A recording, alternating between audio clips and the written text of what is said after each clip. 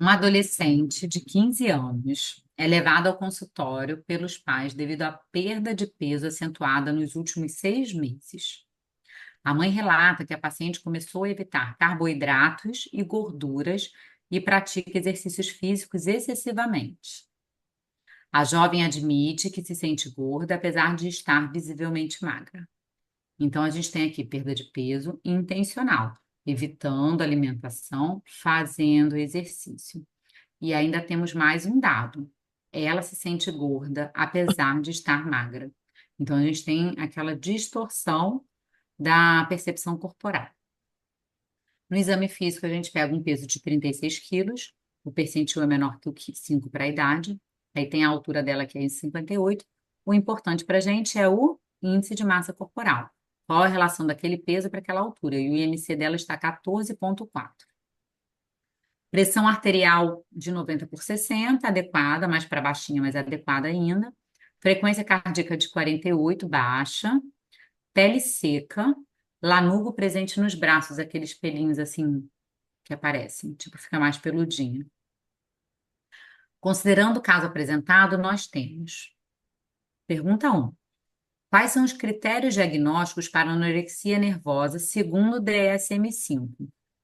E quais outras condições clínicas devem ser consideradas no diagnóstico diferencial? Então, a gente quer saber os critérios diagnósticos para anorexia, o que classifica a anorexia e quais são as condições clínicas que pode ser pensado no diagnóstico diferencial. Vamos ver se a gente tem uma resposta. Aí alguém colocou. Os critérios diagnósticos para anorexia nervosa, segundo o DSM-5, seriam restrição de ingesta calórica, levando em consideração as necessidades. O medo intenso de ganhar peso, perfeito esse medo, e a perturbação no modo como o próprio corpo é aceito. Eu acho que você quis dizer isso, né? Que é a gente não, a gente tem uma falsa ideia do nosso corpo. Os diagnósticos diferenciais seriam bulimia, ansiedade e depressão. Só que não é só diagnóstico diferencial, ele está perguntando o que que a gente percebe, né, clinicamente, ó. Quais outras condições clínicas devem ser consideradas? Ah, não, é isso mesmo, no diagnóstico diferencial. Então, o que que a gente pode considerar? E aí ele colocou outras doenças aí. A gente vai falar sobre isso. Vamos ver se tem mais alguém dando resposta. Não, da primeira só coloquei uma de por vez. Ah, mas no chat também ninguém colocou. Então, vamos lá. Gabarito? Ou você quer falar Gabarito. Não, gabarito? posso falar. Anorexia tenho visto tanto, gente, nesse mundo, né, de mídia digital. Critérios diagnósticos para anorexia nervosa, segundo o DSM-5. Então, a gente tem aqui três diagnósticos, três critérios. Primeiro, a restrição de ingesta calórica, em relação à necessidade, levando a um peso corporal significativamente baixo em relação à idade, sexo, trajetória do desenvolvimento e saúde física. Segundo, é o medo de intenso de ganhar peso, ou de se tornar gordo, comportamento persistente que interfere no ganho de peso, mesmo com peso significativamente baixo. E a alteração da percepção do peso ou forma corporal, influência indevida do peso ou forma corporal na autoavaliação ou falta de reconhecimento da gravidade. Então, a gente tem algumas coisas aqui. A restrição de ingesta calórica proposital, ela, na verdade, ela pode ser da anorexia ou pode ser de algum desses outros aí embaixo que a gente vai ver o diagnóstico diferencial. Então, em algum lugar que eu estou passando mal, que eu não consigo comer, né? Eu estou com câncer de estômago, eu posso restringir, eu falo, não vou comer. Mas aqui a gente está falando muito de caloria, né? Carboidrato, gordura, que pode acontecer em várias coisas. Então, transtornos gastrointestinais, por exemplo, uma doença celíaca, uma doença de Crohn, onde eu passo mal comendo, eu posso me restringir, que podem causar a perda de peso significativa e posso emagrecer com isso, né? Um distúrbio endócrino, por exemplo, um hipotiroidismo, né? Uma diabetes, que podem levar à perda de peso, mesmo que eu não esteja restringindo, mas eu estou perdendo peso. Ele pode ser um diagnóstico diferencial. Outros transtornos psiquiátricos. Então, uma depressão, ah, não quero comer, não vou, quero viver, né? E a gente para de comer. A bulimia nervosa, ela tem o medo intenso de ganhar peso, ela pode ter ou não a alteração da percepção do peso, mas ela come, come, come, bota para fora. Come, come, come, bota para fora. Deixa eu ver mais. Transtorno de ansiedade, que podem apresentar alterações de apetite de peso. E temos as doenças infecciosas crônicas. Então, tem doenças que a gente realmente não come, que a gente realmente perde peso rápido porque a gente está doente. Então, você pega um paciente com tuberculose, um dos critérios é perda de peso em pouco tempo, né? Você pega um paciente com HIV, não, né, com AIDS, na verdade, você também pode ter essa perda de peso progressiva. E um câncer também, né? Na bulimia, o paciente mantém o peso. Muitas vezes sim, na grande maioria das vezes. Às Ah, vezes não, tá, Wellington? Não necessariamente. essa questão valia Casos. 3 pontos. Qual que seria a pontuação que você daria para essa resposta? Eu daria três. Eu acho que ele colocou as três, Os os três critérios? critérios da anorexia e colocou pelo menos três diagnósticos diferenciais, hipóteses diagnósticas que a gente tem diagnóstico diferencial. Volta lá na resposta dele, por favor. Bulimia, ansiedade e depressão. Colocou aqui. Então, acho que eu daria a resposta completa para esse aluno. Outra coisa importante que a gente comenta aqui, gente, quando não tem o total, não perguntou cite 3 critérios, nem falou cite 3 diagnósticos, mas vocês viram que na cabeça da Cissa ela já pensou em 3, tá? Então, assim, a gente sempre fala, gente, de 3 para mais, né? É uma regrinha básica aqui para a gente seguir, tá? Então, vamos lá. Segunda questão. Então, a segunda questão: quais são as principais complicações médicas decorrentes da anorexia nervosa que devem ser avaliadas nessa paciente? Esse é o nosso papel de médico generalista. Nós não somos psiquiatras, ou eu não sei se vocês são, não sou nutricionista, então a gente tem uma equipe multi, a gente faz várias coisas. Como pediatra médica de adolescente, a minha função muito é ver a parte física. Então, quais são as complicações que eu tenho que avaliar? Parte cardiovascular. Você quer a resposta do aluno? Isso. Tá, vamos ver, vamos ler o dele e a gente segue. Ele está colocando aqui, ele ou ela, cardiovascular, arritmias, miocardiopatias, insuficiência cardíaca, hipotensão arterial. Tá bem. Dermatológica, o lanugo, queda de cabelo e unhas quebradiças. Perfeito, porque está sem nutrientes, né? Digestivo, alterações dentárias, hepáticas, constipação, bastante constipação, esofagite, faringite, gastrite. Esofagite, faringite, gastrite, sim, mas esofagite é muito mais em bulimia do que anorexia. Pancreatite e parotidite. É muito mais em bulimia, mas ok. Neurológico, atrofia cerebral, encefalopatia, convulsões, dilatação ventricular. Renal, insuficiência renal aguda, principalmente secundária, e nefrolitíase, ok, porque também eles param de beber água, né? Por causa que a água pesa. Endócrino metabólico, alterações do ciclo menstrual, alterações do desenvolvimento puberal, hipocalcemia, hipocloremia, hipoglicemia, hiponatremia, hipercolesterolemia, hipovitaminose, redução dos hormônios sexuais, alteração do crescimento. Tá bom, respondeu bastante coisa na forma geral, foi isso aí mesmo. Mais alguém quer colocar alguma resposta? Valia 2 pontos aqui, você acha que vale integral?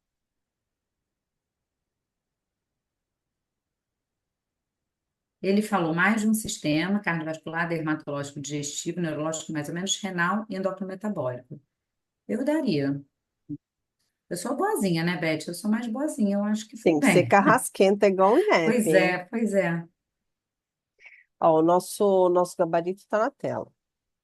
Ó, fertilidade e densidade óssea alterados. Ok. dá muita densidade óssea alterada, que é a. é, calma aí, filha, tô acabando. É, complicações clínicas. Então, vamos lá. Cardiovasculares. Bradicardia, hipotensão, arritmia e risco de insuficiência cardíaca. É a principal causa de internação, é a cardíaca, porque tem risco de morte súbita, tá, gente? Então, bradicardia, eu sempre acompanho. Então, de formas graves, se a gente pegar bradicardia menor que 40, por exemplo, tá? Hipotensão, desmaiam sempre, sempre. Ficam tontas, sentem frio, né? Por causa disso pra caramba, chega lá cheia de casaco. A arritmia é a causa de morte, né? Arritmia e insuficiência cardíaca. E morre mesmo, hein? Endócrinas. Amenorreia, a primeira coisa que o corpo faz quando a gente não está ganhando peso é cortar a menstruação. Osteopenia e osteoporose acontece com, inclusive, fratura óssea,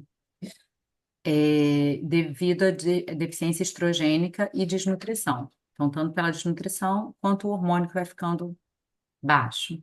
Hipotermia, que eu te falei da parte do frio. Gastrointestinais, constipação, gastroparesia, constipação bastante, distensão abdominal também. Vai fazendo tipo um abdômen ascítico também, sabe? Hematológicas, anemia, leucopenia, trombocitopenia. A gente não tem composto suficiente para a medula funcionar tão bem. Então começa a ter muita anemia, né? Não tem ferro, não tem ferritina. Renais, desidratação, insuficiência renal, pré-renal, porque não ingere. A litíase, até que a gente não colocou aí, mas existe a litíase também, que é o cálculo renal. Dermatológicas, pele seca, extremamente seca, com lanugo, que é a pelugem, e queda de cabelo. Unhas quebradiças também, tá? A gente tem também, assim, o que a gente pode pensar é que essas meninas, elas ficam totalmente não chega a ser uma depressão, não. Que elas ficam, eu falo que é uma fraqueza, mas que é uma fortaleza. Elas são muito fortes. Elas falam, não vou comer, não vou comer, né? Tem muita parte psicológica alterada nisso, né? Parte às vezes tem ideação suicida nisso também. Eu acho que é a nossa outra pergunta, inclusive. Vamos dar uma olhada. Na terceira, né? Uhum. Wellington, vou falar sobre isso agora. Ó, o terceiro ou quarto. Descreva os componentes essenciais no tratamento multidisciplinar para anorexia nervosa em adolescentes, incluindo a indicação de internação hospitalar. Alguém quer falar sobre isso? Então, a gente está pedindo aqui tratamento multi, que é sempre essencial, a gente faz uma equipe, na verdade. Ó, a Vamos resposta lá. do aluno. Psicoterapia, com terapia cognitivo-comportamental. Realmente, o TCC é o que a gente usa mais. Terapia familiar, é isso, porque, na verdade, toda criança ou adolescente que sofre com anorexia vem por uma necessidade de controle absoluto do ambiente onde ela vive. Se vocês forem ler sobre a psicologia da anorexia, muitas estão ligadas com mães que são mães fortes e ou repressoras ou muito invasivas. Mesmo que aparentemente elas não sejam, tá, gente? Não se deixem enganar. Às vezes são aquelas violências invisíveis que a gente chama. Acompanhamento nutricional, fundamental. A nutricionista que geralmente é a carrasca da equipe. As indicações para a internação seriam a desnutrição grave, perfeito, recusa alimentar absoluta, claro, porque não vai comer, risco de suicídio. E as indicações cardiológicas. Quase completo. Quanto valia essa? A três O Elton valia 3 perguntou, pontos. 3 pontos. Acho que eu daria 1,5, 2. Ó, alguém colocou ali. Deixa eu dar uma olhada no chat. Tratamento da anorexia envolve abordagem múltipla, suporte nutricional, psicológico e médico. Tá. Tratamento ambulatorial. E da família, ainda colocaria mais esse. Tratamento ambulatorial. Reposição nutricional gradual para restaurar o peso. A meta inicial é um ganho de 0,5 a 1 quilo por semana. Elas não podem saber disso tudo, né? É, na verdade, essa reposição nutricional, ela tem que ser gradual para a gente não ter aquela síndrome de realimentação. Terapia cognitivo-comportamental, essencial para tratar a distorção de imagem corporal e o medo de engordar. Perfeito. É aqui que a gente tem que mexer, na cabecinha. Suporte psiquiátrico. Pode incluir antidepressivo em caso de depressão ou ansiedade severa. Perfeito. Antidepressivo, sim. Monitoramento clínico e laboratorial para evitar complicações, como a síndrome de realimentação. Indicação para internação hospitalar. A internação deve ser considerada se a paciente apresentar um IMC menor de 14 ou a perda de peso rápido, mais de 1 quilo por semana. O IMC menor de 14 é a anorexia grave, tá, gente? Que a gente avalia internação. Hoje em dia, se a gente puder, a gente pode tentar segurar a alimentação, a internação, se ela tiver uma internação domiciliar. Então, ela tem que ter acompanhamento 24 horas. Porque essas pessoas, a pessoa dorme, a mãe e o pai dormem, ela vai levantar e vai fazer polichinelo. Então, a gente tem que ter alguém olhando ela 24 horas. Aí a gente, às vezes, consegue manter em casa. Eu tive uma criança grave agora, uma menina grave, e ela, todo dia da semana, ela ia em alguém da equipe, até sábado e domingo. Então, assim, aí a gente conseguiu manter ela em casa. Bradicardia grave, com uma frequência menor de 40, ou hipotensão severa menor de 80 por 50, verdade. Distúrbios eletrolíticos, como hipocalemia e hiponatremia, sinais de desnutrição severa, que é uma hipoglicemia severa ou uma hipotermia severa. Risco iminente de suicídio ou recusa alimentar total. Terapia ocupacional também seria indicado? Acho que não nesse primeiro momento, Jander. Acho que depois, dependendo do caso, pode ser beneficiado, sim. Doutora, Oi. só modo de comentário, e tudo isso dependendo se a gente estiver na zona urbana, porque na zona rural complica muito mais. Eu tenho uma prima que serve meio que de exemplo, com 16 aninhos, linda, maravilhosa, parâmetro assim de modelo. E ela foi até uma consulta porque ela é super parceira da mãe dela e a mãe dela conseguiu convencê-la, porém nunca mais quis retorno. E é de difícil acesso, são 4 horas de viagem. Tudo que tem no sítio, né, que eles moram em sítio, ela não quer comer, porque supostamente tudo vai engordar ela, por mais que ela tente seguir as modinhas que tem hoje em dia no Instagram e tal, para manter um peso do adolescente ideal, né? Uhum, Mas fica muito mais complicado, muito mais complicado. eu imagino. Zona rural é pior ainda. Qualquer lugar que a gente se sinta mais sozinho, né, em termos de equipe, é muito complicado. Ok, gabarito na tela. Então, abordagem multidisciplinar, eu acho que todo mundo já entendeu que é isso mesmo. É, tratamento de anorexia nervosa deve ser multidisciplinar, envolvendo médicos, psicólogos, nutricionistas e assistentes sociais. Assistente social, provavelmente para a gente poder dar uma olhada, como aquela adolescente, aquela criança vive, se tem algum cuidador ali que consiga tomar conta dela de forma adequada, porque não ter uma família que consiga olhar ela de uma forma adequada e entenda o risco, também é um dos critérios de internação. Componentes essenciais: terapia nutricional. O objetivo é a recuperação progressiva do peso com plano alimentar ajustado. E às vezes eles não querem só comer saudável para emagrecer. Às vezes ela come um cookie 24 horas, ela quer comer só o cookie. Aí no outro ela prefere abrir mão sei lá, de uma refeição e comer só uma fatia de pizza. Não necessariamente a anorexia come bem, no pouco que ela come, tá? Reintrodução alimentar gradual para evitar a síndrome de realimentação. Essa síndrome de realimentação, eu não vou falar muito sobre ela, não, mas é só distúrbio de micronutrientes. Porque aí a gente está sem nada e de repente a gente começa a comer muito. Então, uma hipocalcemia vira uma hipercalcemia, para que ele não dá tempo do corpo ainda se estruturar. Então, a gente pode ter sintomas de alteração de eletrólitos, tá? É, Suplementação de cálcio e vitamina D para prevenção de osteoporose. Então, a gente tem que pensar que a gente já tem vitamina D baixa nas pessoas normais da gente do dia a dia. Quando a gente vai dosar, já está todo mundo com vitamina D baixa. Imagina para eles que não comem nada. Então, a gente repõe o cálcio e vitamina D. Psicoterapia. A TCC, que é a terapia cognitivo-comportamental, ela é mais eficaz porque ela já vai direto nesse transtorno de imagem. Tem que ser alguém que saiba tratar disso, né, de alterações alimentares e ajuda muito a modificar um pouco isso, dar ferramentas para o paciente é, respirar fundo quando ele está ansioso porque está comendo, ou entender que o corpo dele ele está vendo de um jeito. Então a gente faz dinâmicas com eles e dá ferramentas para ajudar nesse processo.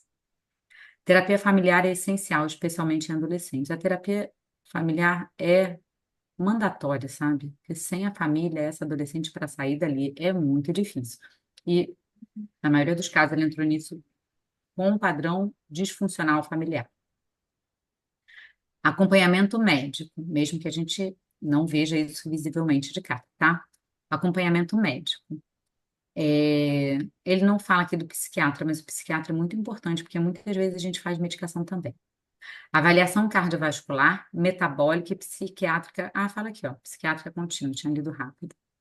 Então, a gente tem que pedir exames de sangue seriados para a gente ver como estão as taxas desses exames, tá? Monitoramento de complicações, como bradicardia, hipotensão e hipoglicemia. Então, a bradicardia, hipotensão e hipoglicemia e a arritmia, no caso também, são os critérios grandes para a gente levar para uma internação. Mas vamos lá para a internação hospitalar. Passa outra página para mim, por favor. IMC menor de 14. Então, menor de 16 a gente fica já bem ligado, porque a gente já está bem, tem que estar bem atento, mas menor de 14 é indicada a internação. Mas eu já tive um menor de 14 onde toda a equipe ficou com ela em internação domiciliar. Bradicardia severa, menor de 40, com risco mesmo de falência, ou hipotensão grave. Hipoglicemia sintomática, então você tem sintoma de hipoglicemia ou distúrbios hidroeletrolíticos severos, como a hipocalemia e a hiponatremia, né? Baixa de potássio e de sódio. Disfunções hepáticas, renais ou cardíacas significativas. Comportamento de recusa alimentar grave, ideação suicídia ou autoagressão. Quando eu fazia medicina de adolescente, lá na minha residência há 20 tantos anos atrás, a gente tinha um ambulatório, né, de transtornos alimentares. Uma menina com anorexia tão grave que ela ficou catatônica. Sabe aqueles catatônicos que a gente estuda, que a gente nunca vê? Ela ficou catatônica, ela não fazia nada, ela ficou acamada, como se fosse uma tetraplégica, ela não se mexia. Demorou pra caramba, mesmo realimentando ela com sonda, para ela voltar a levantar. E esse pessoal com sonda, a gente tinha que ir ao banheiro junto, porque eles tiravam a sonda e jogavam no vaso sanitário enquanto eles estavam no banheiro. Então, assim, são bem levados, que eu falo. A gente tem que ficar de olho neles. Tinha uma atleta de judô também. É, falta de suporte familiar. Ah, aí o comportamento de risco. A gente falou dessa recusa alimentar, ideação suicídio, autoagressão. Autoagressão questionável, mas ok. Falta de suporte familiar adequado, é porque tá escrito isso na vida real que eu questiono. Falta de suporte familiar adequado. Então, se ela não tem ninguém que olhe por ela em casa, os pais, isso é besteira, isso é coisa da cabeça dela, ela sabe que ela tá magra, ela não come porque ela não quer. Se a gente começa a escutar isso, a gente entende que ela não tem uma ajuda e vai acabar indo para uma piora clínica importante. Acho que foi. Tá. Vocês entenderam, meninos? Temos a última questão aqui, que é as medidas preventivas e educativas que podem ser implementadas. Tá. Então, quais medidas preventivas e educativas?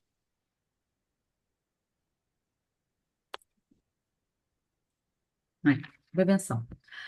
Aí o nosso colega botou aqui: rastrear população-alvo em consultas se há risco de desenvolver bulimia, anorexia, obesidade, promover encontros com roda de conversa.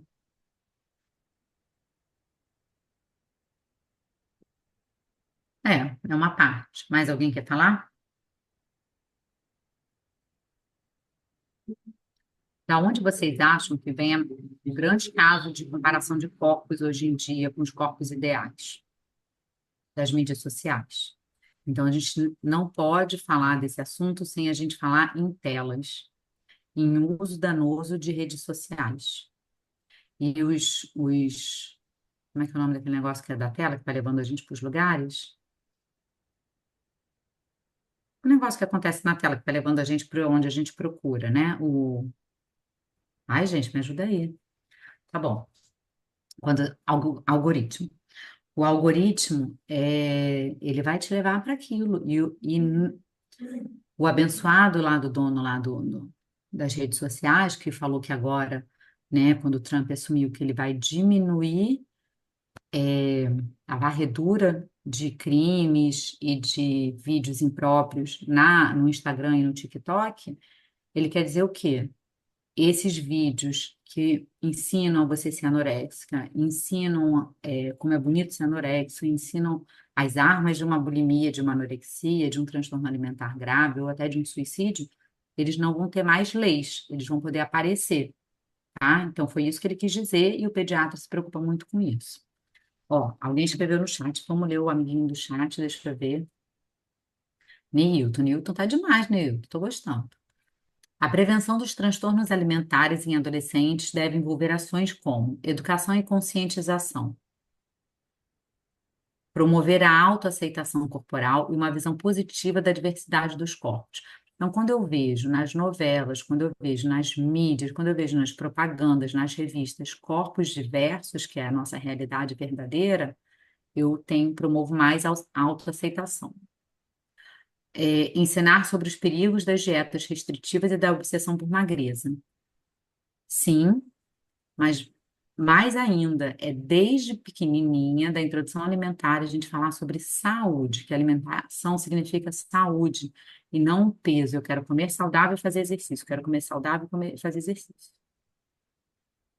Acompanhamento familiar, incentivar refeições familiares, hábitos alimentares saudáveis, ok.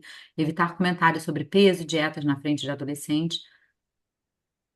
Gente, eu tenho uma paciente de 8 anos, ela está obesa. E por quê? Ela está fazendo o contrário da mãe. Ela só vê a mãe falando, tô gorda, tô gorda, tô gorda, é a mãe super magra. Então ela fica ansiosa e acaba fazendo o rebote. Então, ou você pode gerar uma filha que também é anoréxica, ou você pode gerar o contrário. Quando a gente trabalhava lá no NESA, lá no ambulatório de transtorno alimentar, né, tinha uma menina internada e a gente tinha que pesar ela. Aí a mãe falou: Posso me pesar? A gente pode, quando estava internando, a gente pode. A mãe tirou o brinco da orelha para pesar. Então, eu imagino que essa mãe que também tira o brinco da orelha para pesar, ela não passa. Às vezes falando, você tá gorda, filha. Ai, filha, vamos emagrecer? Ou às vezes é sem falar, é ela falando dela. E aí você pode gerar a replicação disso. Então, você evitar comentários sobre peso, sobre dietas. Vocês médicos, quando você pega uma paciente e você vê que aquele paciente está na linha do Z-score, né, de sobrepeso, de obesidade, você tem que tomar muito cuidado como você fala. Eu falo para os pais, mas para eles estão ali na minha frente. Eu falo, ó, tá nesse corredor, que é um corredor que me preocupa, que tem um nome estranho, mas é mais do que isso. Eu quero que a gente desça para cá, que é o lugar mais saudável, mas ok. Então, assim, você tem que ser muito. Porque senão você fala, você está obeso, você está sobrepeso. É importante você falar na prova, você vai falar também. E na vida real também você fala, mas tem que tomar muito cuidado. Você pode fazer o efeito rebote neles. Treinamento para professores e profissionais de saúde. Capacitação para identificar sinais precoces de transtornos alimentares em escolas e consultas médicas. Sim, primeiro sinal a gente já pega e já trabalha. Regulação de mídias sociais e publicidade. Alerta sobre os impactos negativos dos padrões irreais, belezas promovidos pelas redes sociais. Incentivar a representatividade corporal das diversas campanhas publicitárias. Promoção de atividades físicas saudáveis e estimular o exercício físico pelo bem-estar e não como ferramenta de controle de peso. Eu ainda falaria do bullying também, né? Combate ao bullying, porque assim você gera gordinho, gordinho, gordinho, vira anoréxico. Nosso gabarito, estratégia de prevenção e educação, educação alimentar e nutricional, incentivando os hábitos saudáveis, evitar dietas restritivas, ensinar sobre os riscos de cultura da magreza e das dietas extremas, O apoio psicossocial, né? Então, você já pegar aquela jovem que você já avaliou que ela está começando a pensar de alguma coisa contra seu próprio corpo, você já fazer a promoção da autoestima e da aceitação corporal. Combate ao bullying relacionado à imagem corporal. Uso responsável de mídias sociais. Monitoramento do impacto nas redes sociais na autoimagem adolescente. Isso daí é do nosso governo, né? Que eles têm que fazer.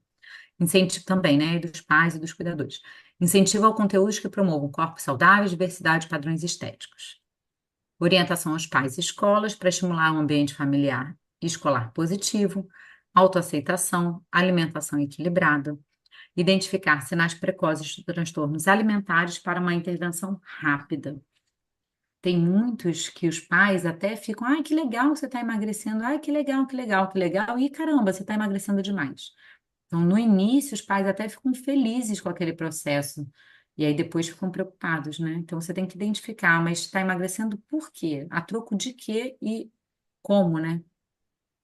Restringir o uso de conteúdos pró-anorexia na internet e redes sociais. Finalizamos, eu acho. Vamos para a nossa